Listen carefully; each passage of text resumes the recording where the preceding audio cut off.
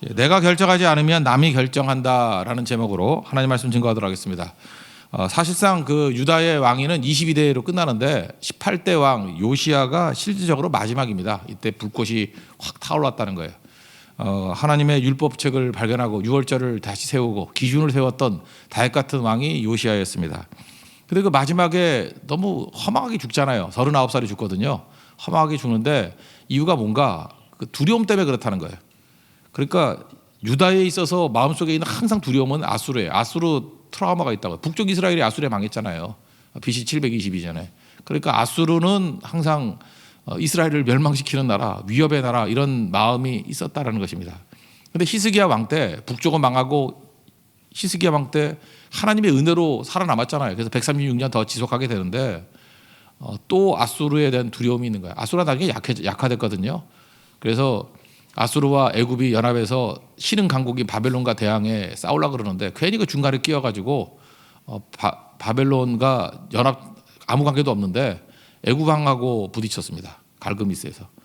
그래서 거기서 죽었어요. 그래서 험하게졌다는 것입니다. 왜 그러죠?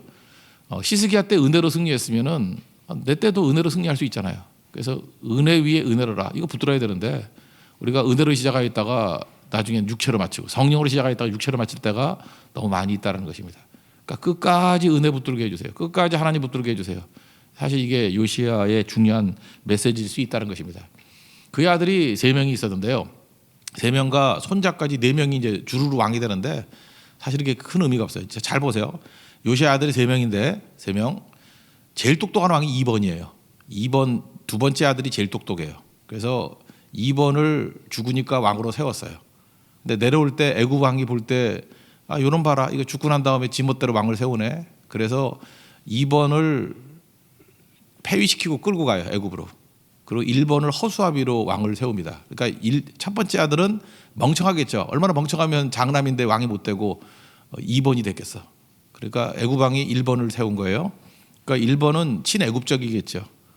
그러니까 이제 나중에 바벨론의 느부갓네살이 와가지고 이 친애굽적인 왕을 놔두겠습니까? 그러니까 1번을 또 끌고 가요. 쇠사슬에 묶어가지고 혀에다가 막 쇠사슬을 걸어가지고 끌고 가요. 그리고 그 아들을 대신 왕을 시킨 거예요. 그러니까 1번의 아들. 그게 21번째 왕이에요. 그리고 또 두 번째 와가지고 그 아들도 끌고 가요. 그게 2차 포로예요. 그리고 또 숙부, 그러니까 요시아의 3번째 아들을 또 왕을 세워요. 그게 3번째 포로로 끌려가는 거예요. 다시 한번 정리해 봅니다. 아들이 셋이 있었어요. 요시아가. 그러니까 첫 번째가 2번이 왕이 됐는데 애굽에 바로 누가가 끌고 가고 1번을 허수아비로 세워놨다고요. 또 이제 친애굽적이겠죠. 이제 바벨론의 왕이 와서 1차 포로가 1번 아들을 끌고 갈 때예요. 그리고 그 아들을 허수아비로 세웠어요. 2번. 그 1번의 아들. 그게 2차 포로예요. 그리고 3번째 아들, 숙부죠. 숙부를 3번째 아들을 허수아비로 세워요. 이게 마지막 왕인데 그 왕까지도 끌고 가는 게 3차 포로예요. 그리고 예루살렘 성을 멸망시키고 성전을 불태워 없애버립니다. 이게 3차 포로예요. 이제 그 이름만 알면 되겠죠. 근데 2번은 석 달밖에 왕이 안 있었어요. 여아하스라는 왕인데 그게 19대 왕이에요. 근데 여아하스는 석 달이니까 성경이 별로 나오지 않겠죠. 여기서 끝이에요. 그리고 애굽이 세웠던 허수아비 왕 1번 원래는 엘리야김인데 이름도 바꿔버려요. 자존심 상하게 여호야김 뜻은 똑같아요. 그러니까 이게 11년이에요. 그래서 예레미야에서 보면 여호야김이 제일 많이 나와요. 11년이니까. 그리고 그의 아들이 여호야긴이에요. 이름도 비슷한 여호야김의 아들이 여호야긴. 이것도 석 달 열흘이에요. 그러니까 별로 안 나오겠죠. 석 달이니까. 그리고 숙부가 시드기야예요. 이게 11년이에요. 그래서 예레미야서를 읽어보면은 거기 배경이 되는 왕을 보면 딱 2왕이에요. 20대 왕인 1번 아들 여호야김. 그 다음에 마지막 22대 왕인 숙부. 3번째 아들인 시드기야. 왜냐하면 11년 동안 있었기 때문에. 그래서 여기서는 간단히 넘어가지만 사실은 예레미야서를 읽어보면은 여호야김과 시드기야는 굉장히 중요한 왕이에요. 악한 걸로. 그래서 얼마나 예레미야를 핍박하고 넘어뜨렸는지를 알게 된다는 것입니다. 그래서 이 배경을 알아야 예레미야가 이해가 되는 거죠. 예레미야서는 그 여호야김과 시드기야가 막 섞여서 막 나와요. 그러니까 시간적으로 이렇게 쓴 건 아니라는 거죠. 막 개념을 가지고 이렇게 막 섞어서 쓴 거예요. 어떤 때는 시드기야 나오고 어떤 때는 여호야김이 나오고 그런 배경이라는 것입니다. 다시 한번 정리하겠어요. 이거는 나중에 선지서를 읽을 때 너무 중요하기 때문에 이 흐름을 알아야 돼. 요시야에게 세 아들이 있었다. 제일 똑똑한 아들은 2번 아들이었는데 여호아하스 세웠다고요. 근데 석 달 만에 바로 누가가 내려오면서 갈그미스에 내려오면서 끌고 가버렸어요. 그래서 20대 왕인 여호야김, 애굽의 주구, 애굽의 허수아비. 근데 바벨론에 느부갓네살이 내려와서 이걸 놔두겠습니까? 이거 끌고 갔어요. 여호야김 1차 포로. 그리고 아들을 여호야긴을 허수아비로 세워놨어요. 또 말 안 들으니까 2차로 여호야긴 때 또 끌고 갔어요. 그리고 숙부 세 번째 아들인 시드기야를 왕으로 세우고 세 번째 그 아들까지도 끌고 가는 게 3차 귀환. 그리고 멸망시켜버려요. 그게 유다의 멸망. 그게 BC 586년입니다. 북쪽보다 136년 더 유지했다는 것입니다. 이게 유다의 마지막 멸망하는 역사라는 거예요. 이 역사도 중요하니까 이걸 한번 정리할 필요성이 있다고 생각을 합니다. 그 내용을 한번 내용 보겠습니다. 첫 번째 두 번째 아들이죠. 여호아하스 똑똑하다는 것입니다. 1절부터 4절까지 19대 왕 여호아하스 이야기입니다. 시작 읽겠습니다. 그 땅의 백성이 요시아의 아들 여호아하스를 세워 그의 아버지를 대신하여 예루살렘에서 왕으로 삼으니 여호아하스가 왕이 오를 때 나이가 23세더라. 그가 예루살렘에서 다스린 지 석 달에 애굽 왕이 예루살렘에서 그의 왕위를 패하고 또 그 나라의 은 100달란트와 금 1달란트를 벌금으로 내게 하며 애굽 왕 느고가 또 그의 형제 엘리야김을 세워 유다와 예루살렘 왕으로 삼고 그의 이름을 고쳐 여호야김이라고 그의 형제 여호아하스를 애굽으로 잡아갔더라. 그러니까 19대 왕 여호아하스를 끌고 가고 허수아비 20대 왕 여호야김을 세웠다. 근데 이 여호야김이 11년 동안 통치하는데 이게 어리석어요. 예레미야서에 보면 지 왕궁이나 짓고요. 왕궁 짓고 선지자 우리안가요? 뭐 불러다가 또 죽이고 지 말 안 듣는다고. 그러니까 11년 동안 정신을 못 차려 정신을. 그 여호야김이 악한 왕이에요. 그죠? 예레미야서 읽어보면 여호야김이 이런 존재라고요. 이게 여호야김이 나오고 그 다음에 바벨론에 느부갓네살이 와가지고 이 못된 놈 또 끌고 가요. 그죠? 이게 쇠사슬에 묶어가지고 혀에다가 쇠를 꽂았대요. 아, 이거 읽어보면 잔인해. 그래서 질질 끌고 가요. 그 범죄한 심판이죠. 20대 왕 여호야김. 그리고 그의 아들 이름도 비슷하지 여호야긴. 그러니까 요시아의 손자가 21대 왕이 됩니다. 먼저 20대 왕 여호야김 스토리를 보겠습니다. 5절부터 8절까지 읽겠습니다. 시작. 여호야김이 왕위에 오를 때 나이가 25세라 예루살렘에서 11년 동안 다스리며 그의 하나님 여호와 보시기에 악을 행하였더라. 바벨론 왕 느부갓네살이 올라와서 그를 치고 그를 쇠사슬로 결박하여 바벨론으로 잡아가고 느부갓네살이 또 여호와의 전 기구들을 바벨론으로 가져다가 바벨론에 있는 자기 신당에 두었더라. 여호야김의 남은 사적과 그의 행한 모든 가증한 일들과 그에게 발견된 악행이 이스라엘과 유다 11개에 기록되니라. 그의 아들 여호야긴이 대신하여 왕이 되니라. 여호야긴은 뭐 허수아비입니다. 이것도 3년 석 달 열흘이죠. 그러니까 한 100일 정도밖에 왕이 못됐던 왕입니다. 8살에 왕이 되고 그래서 뭐 잠깐 끝난 왕이에요. 그 얘기를 볼까요? 9절 10절 읽겠습니다. 시작. 여호야긴이 왕위에 오를 때 나이가 8세라 예루살렘에서 석 달 열흘 동안 다스리며 여호와 보시기에 악을 행하였더라. 그의 느부갓네살 왕이 사람을 보내어 여호야긴을 바벨론으로 잡아가고 여호와의 전에 귀한 그릇도 함께 가져가고 그의 숙부 시드기야를 세워 유다와 예루살렘 왕으로 삼았더라. 그러니까 1번 아들 때 1차 포로, 그 다음에 1번 아들의 그 아들이니까 손자죠. 요시아의 손자 때 2차 포로, 그리고 마지막 왕입니다. 다시의 삼촌이죠. 요시아의 셋째 아들 시드기야. 이게 제일 멍청하겠죠. 막내고 멍청하고 하여튼 악이라는 건 다 행하는 왕. 이때 망합니다. 시드기야 때 바벨론에 망하게 된다는 거예요. 원래 누가 세웠어요? 바벨론이 세웠는데 이 멍청하게 또 양다리 외교를 한다고 몰래 애굽하고 또 외교를 맺어요. 양다리예요. 바벨론이 세웠는데 바벨론 편, 그 다음에 애굽 편. 이렇게 양다리 하니까 느부갓네살이 열받아가지고 정말 입에 담을 수 없을 만큼 두 눈을 뽑아가지고요. 개 끌듯 하지 목걸음을 이렇게 지지지 끌고 갔어요. 시드기야 가장 비참해요. 궁금하면 읽어보세요. 얼마나 비참하게 두 눈 뽑혔어요. 자기 첫 번째 형은 그냥 혀에다가 쇠 꽂고 이렇게 끌고 갔지만, 그러니까 바벨론의 느부갓네살이 얼마나 잔인한 왕인지 알겠죠. 두 눈을 뽑아가지고 지지지 끌고 못 걸으니까 지지지 끌고 살갗이 다 벗겨지고 뼈가 보일 정도로 끌고 간 게 시드기야 왕이었다는 것입니다. 11절부터 14절까지가 마지막 왕 시드기야 이야기입니다. 읽겠습니다. 시작. 시드기야가 왕위에 오를 때 나이가 21세라 예루살렘에서 11년 동안 다스리며 그의 하나님 여호와 보시기에 악을 행하고 선지자 예레미야가 여호와의 말씀으로 일러도 그 앞에서 겸손하지 아니하였으며 또한 느부갓네살 왕이 그를 그의 하나님을 가리켜 맹세하게 하였으니 그가 왕을 배반하고 목을 곧게 하며 마음을 완악하게 하여 이스라엘 하나님 여호와께로 돌아오지 아니하였고 모든 제장들의 우들머리들과 백성도 크게 범죄하여 이방 모든 가증한 일을 따라서 여호와께서 예루살렘에 거룩하게 두신 그의 전을 더럽게 하였으며. 예레미야서 보면요, 시위대 뜰에 시드기야가 예레미야 선지자를 가두기도 하고 우물에 집어넣어요, 죽이려고. 근데 마침 우물에 물이 없었어요. 그래서 살아남고 또 거기다가 또 마음이 괴로웠는지 밤에 몰래 예레미야를 불러요. 불러가지고 하나님이 뭐라 그러시더냐 그랬더니 예레미야가 모르게 예언했더니 또 듣지도 않고 그러다가 망했다는 거예요. 오늘 이제 메시지입니다. 여기까지가 역사를 대충 역사 정리하는 것도 의미가 있어요. 메시지는 뭐냐면 이 당시에, 그러니까 특별히 20대, 22대, 11년, 11년, 22년 동안이죠. 여호야김 때도 많은 선지자를 보내셨고 그 다음에 시드기야 때도 예레미야를 비롯해서 기라성 같은 정말 선지자들을 많이 보냈어요.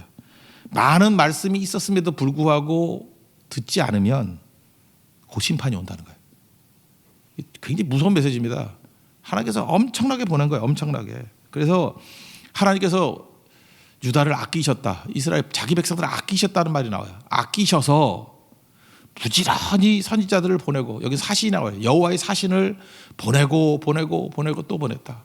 우리 신약성경에 보면은 그 종들을 보내가지고 그 농부들을 설득하죠. 나중에 안 되니까 아들을 보냈는데 저놈이 상속자자 그러면서 아들 죽여버리는 얘기가 나오죠. 그때 그 심정. 하나님은 계속해서 사신들을 보내고 선지자를 보내고 부지런히 말씀하신다는 거예요. 왜? 아끼기 때문에. 그런데도 불구하고 안 듣죠.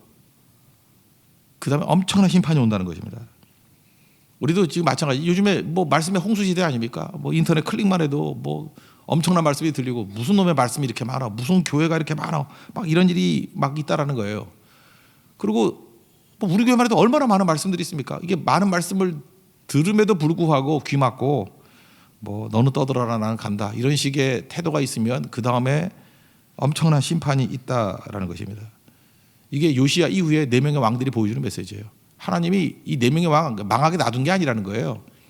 정말 하나님의 물량 공세예요. 어마어마하게 많은 말씀들을 주셨음에도 불구하고 보니까 그래도 안 망하거든. 그래서 안 망하니까 계속해서 불순종하다가 정말 처절한 패배가 임하게 되었다는 것입니다. 그러니까 우리 무슨 얘기예요? 아모스서 8장 11절 말씀은 마찬가지로 하나님 말씀의 기갈이 올 수 있다라는 거예요. 주실 때 순종하고 나아가는 것이 필요하다. 오늘 15절 16절 읽겠습니다. 시작. 그 조상들의 하나님 여호와께서 그의 백성과 그 거하시는 곳을 아끼사 부지런히 그의 사신들을 그 백성에게 보내어 이르셨으나 그의 백성이 하나님의 사신들을 비웃고 그의 말씀을 멸시하며 그의 선지자들을 욕하며 여호와의 진노를 그의 백성에게 미치게 하여 회복할 수 없게 하였으므로.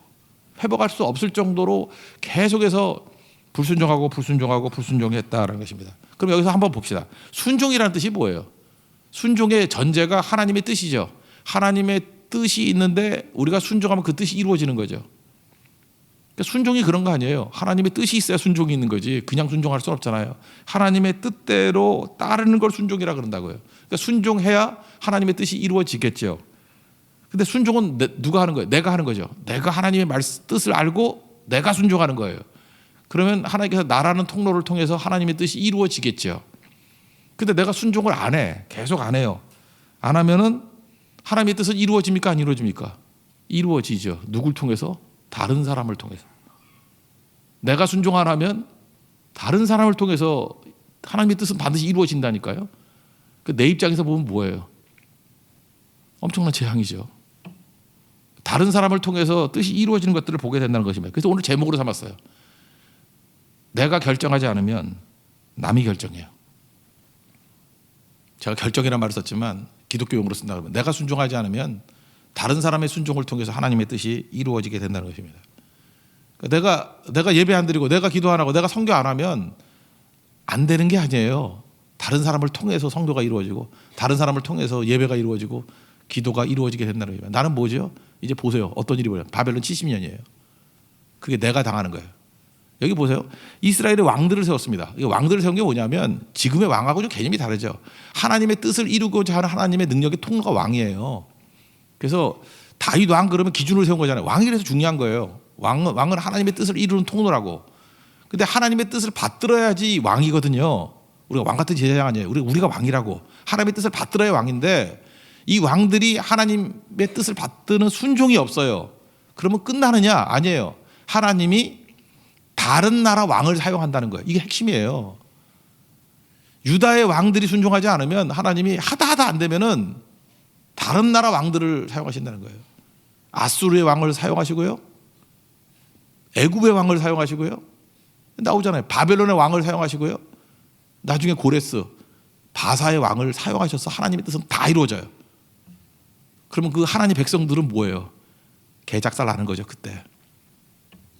우리도 마찬가지예요. 내가 쓰임받지 않는 걸로 끝나는 게 아니에요. 그러면 이거하고 똑같은 거거든요. 우리 몸이 저항력이라는 게 있잖아요.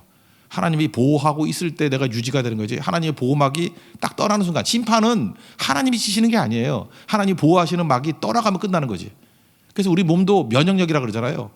면역력이라는 보호막이 있으니까 뭐 병균이 와도 사는 거죠. 인도 갔을 때도 마찬가지예요. 저항력이 강한 사람은 병 안 걸리더라고. 근데 골골대는 사람이 가니까 다 아픈 거예요. 저항력이 없으니까. 누가 골골대죠? 편식하는 사람. 어떤 음식이나 독이 있잖아요.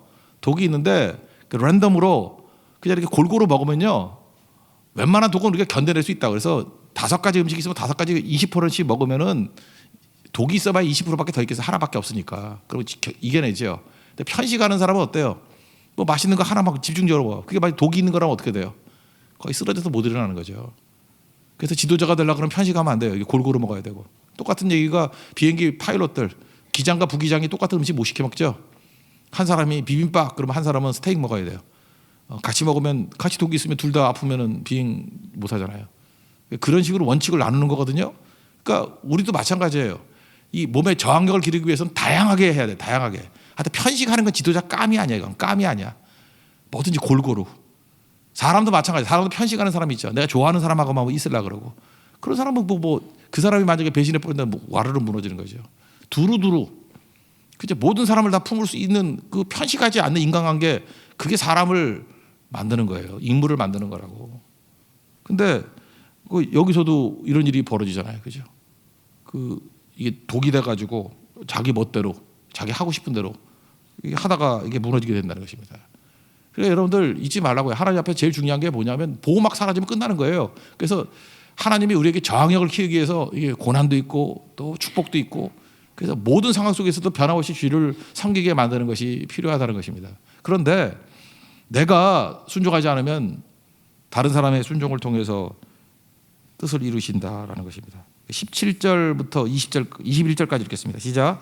하나님이 갈대 왕의 손에 그들을 다 넘기심에 그가 와서 그들의 성전에서 칼로 청년들을 죽이며 청년 남녀와 노인과 병약한 사람을 긍휼히 여기지 아니하였으며 또 하나님의 전의 대소 그릇들과 여호와의 전의 보물과 왕과 방백들의 보물을 다 바벨론으로 가져가고 또 하나님의 전을 불사르며 예루살렘 성벽을 헐며 그들의 모든 궁실을 불사르며 그들의 모든 귀한 그릇들을 부수고 칼에서 살아남은 자를 그가 바벨론으로 잡아가기에 우리가 거기서 갈대아 왕과 그의 자손의 노예가 되어 바사국이 통치할 때까지 이르니라. 이에 토지가 황폐하여 땅에 안식자를 누린 같이 안식하여 70년을 지냈으니 여호와께서 예레미야의 입으로 하신 말씀이 이루어졌더라. 21절 안식의 개념, 중요한 개념이죠. 안식이 뭐냐? 하나님과의 관계 회복이에요. 안식일 이거 뭐 하는 거예요? 하나님과의 관계 회복. 근데 이스라엘이 하나님과의 관계 회복을 이루는 안식하지 않았죠. 안식이 뭐예요? 예배드리고 영적 회복하는 거 아니에요. 그러니까 이렇게 얘기하는 거예요. 이스라엘 백성들이 안식일 안 지키고 지멋대로 살더라. 그랬더니 하나님이 강제 안식을 시키더라. 뭐예요? 70년 동안 포로로 끌려간 게 안식이에요. 이거 비슷한 얘기 하죠. 우리가 안식 안 지키고 뭐 주일에도 돈 벌겠다고 막 날뛰고 하면은 잘 보라고. 그 사람 일대기를 보면은 병원에서 안식해요. 감옥에서 안식하든지.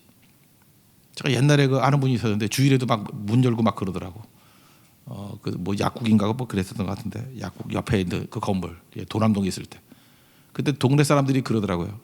멀쩡한데 병원에 실려가가지고 월세 내면서 문 닫아놓고 있더라고.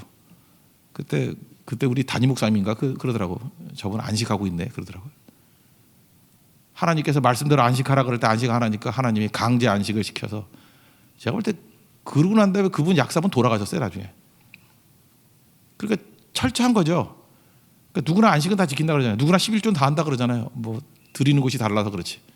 하나님께 드리든지 뭐 경찰서에 드리든지 뭐 안식도 마찬가지죠. 똑같은 얘기예요. 지금 이스라엘의 70년 포로를 안식 안 하고 희년 안 지키고 했던 것들에 대해 다 합쳐가지고 하나님이 그대로 포로로 보내게 만들었다라는 것이 역대기의 해석이에요. 해석. 그래서 하나님께 기쁘게 안식을 드리는 백성이 원래의 모습인데 정신 못 차리니까 포로로 끌려가서 두 눈 뽑히고 혀에 쇠사슬을 걸고 그렇게 끌려가서 비참한 가운데 하나님과의 관계가 회복이 돼서 돌아오잖아요. 소망은 이겁니다. 하나님께서 유다의 왕들이 순종 안 하니까 또 다른 왕을 사용하셔요. 그게 바로 뭐예요? 바사왕 고레스. 하나님이 일하셔요. 우리가 안 하면 딴 사람을 통해서. 그러니까 내가 안 하면 딴 사람을 통해서 일한다는 게 그게 심판이에요. 그걸로 끝나는 게 아니라고. 그래서 내가 해야 돼. 잠깐만 내가 하나님 나를 써주세요. 나를 사용해 주세요. 그래야 되는 거죠. 마지막 소망은 뭐냐? 우리 찬송가 70장 같은 데 나오잖아요. 피난처에 있으니까 3절에 보면은 그런 거 나오죠. 이방이 떠들고 나라들 모여서 진동하나 우리 주 목소리 한 번 말하시면 천하의 모든 것 망하겠네. 바벨론이 그렇게 세 보였는데 망해요. 하루아침에. 아수르가 그렇게 세 보였는데 하루아침에 망해요. 그리고 하나님이 고레스라는 왕을 세워가지고 이스라엘 백성들을 돌아가게 만들어요. 그러니까 요시아 때부터 다시 보십시오. 은혜로 히스기야 왕 때 유다를 지켜줬어요. 그러면 요시아가 다시 은혜를 붙들었다 그러면 지켜줬겠어요? 안 지켜줬어요? 지켜줬죠. 그 다음 이후에도 마찬가지예요. 은혜 붙들면 승리하는 거예요. 70년 동안에 포로로 끌려가서 그들이 배운 게 뭐냐면 은혜예요. 그들이 뭐 결사 조직해가지고 독립운동에서 돌아온 게 아니에요. 하나님의 은혜가 덮이니까 고레스 왕의 마음을 감동시키셔서 또 가라 그러잖아요. 이번 특별새벽 기간에도 우리가 하나님의 은혜를 체험하는 시간 되기를 원합니다. 그래서 여러분들 가훈이 되십시오. 은혜로 여기까지 왔죠. 위기가 오면은 이거 외치세요. 은혜 위에 은혜로라. 은혜 위에 은혜로라. 아까 뭐 형제가 그러대요. 어떤 교회에서 뭐 그랬다면서요. 은혜 위에 은혜를 갖다가 설상가상에 붙여가지고 은상가은 그랬다며. 한자 모르세요? 설상가상. 그러니까 은혜 위에 은혜로다. 그러니까 은상가은. 은상가은. 은혜 위에 또 은혜가 덮치는 것. 그럼 능히 승리할 수 있다는 것입니다. 오늘 결론이 이거예요. 하나님, 내가 순종하지 않으면 다른 사람의 순종을 통해서 이루어집니다. 그럼 그걸로 끝나는 게 아니야. 나는 개작살 하는 거예요. 하나님, 내가 순종하게 해주세요. 내가 결정하지 않으면 남들이 다 결정해, 내 운명을. 하나님, 내가 결정하게 해주세요. 그게 핵심이에요. 내가 결정하게 해주세요. 뭘 결정해요? 은혜 붙들기를. 은혜 붙들기를. 그래서 은혜 위에 은혜로라 하는 그런 가문은 망하지 않아요. 은혜 위에 은혜로라. 그 사람은 절대 넘어지지 않아요. 우리 은혜를 시작해서 은혜로 마칠 수 있는 하나님의 거룩한 종 되기를 축원합니다. 자리에서 일어나겠습니다. 70장 찬양하겠습니다.